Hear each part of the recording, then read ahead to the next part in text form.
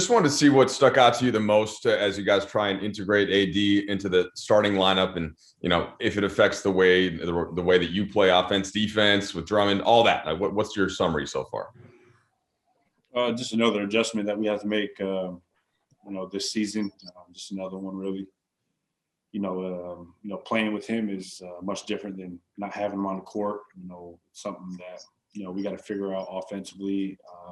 Defensively, I think we'll be fine. AD is such a great communicator and cleans up a lot of things on that end. But offensively, we got to figure some more things out. We only scored 92 points with him in the lineup, and that can never happen. So, that's just the biggest thing right now for us. Just adjusting to playing with him once again. In the second half, did you notice anything, Kuz, during those lulls offensively about why you guys were struggling to score in spots? I think one collectively for a little junctions of the game, we just didn't hit shots. I think we got the shots that we wanted, and some of them went in and out, some of them just didn't go in. And this league is a miss or make league at the end of the day. But I think our problems were more so, from a defensive standpoint.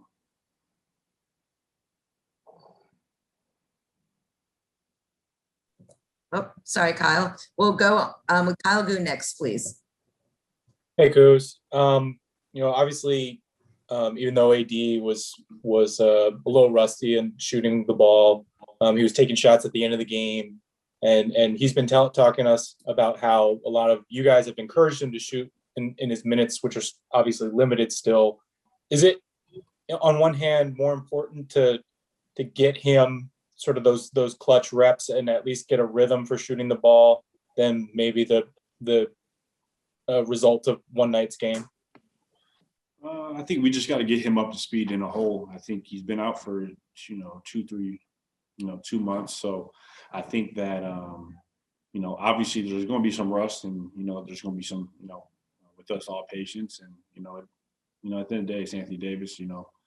He'll find his rhythm, sooner than later. And I think that tonight he looked a little bit more like himself, but still there's rust. Anytime we don't play, and this is the first time he's getting action, 5-on-5 or just really contacting those type of months. So we'll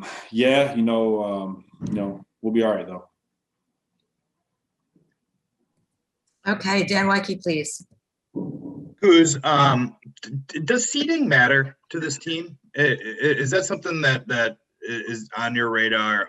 Obviously, these 2 losses, Dallas is now a game and a half back. Is that something you guys are concerned about at all?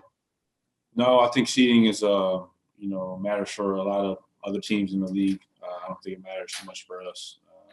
Obviously we're declining, and we got to just figure it out. Obviously we're getting Parks back with, I don't know how many games we got, 11, 12 games left, but we just got to keep pushing, keep figuring out, get AD's legs under him, and get wins. So up on that, Kyle, sorry to follow up on that really quickly. Is the confidence just from what you guys went through last year and sort of the idea that you are getting these 2 big pieces back, and that was such a big part of the reason for the last month? Is that why seeding doesn't matter? I mean, of course. I mean, we haven't had our 2 best players in 2 players that this team is built around. So when you add those guys to the mix, and we can all go back to our program role, I think we'll be all right. As you see in the first half of the season, what we did to teams, and we'll get back there. We just got to get healthy. That's the most important thing. All right, we have time for one more. We'll go with Dan, please.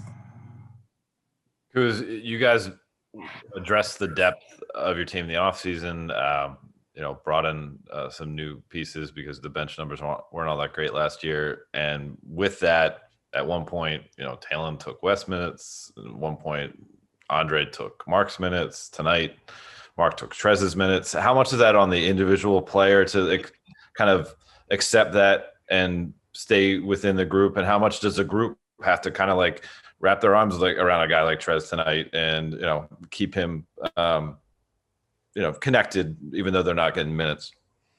I mean, it sucks at the end of the day. We're all competitors and we all want to be out on the court for 48 minutes. That's just how you are if you are a competitor. If you don't want to, then I would never want a player on my team like that. So I think that, it's all about sacrifice. That's something that I really learned about last year.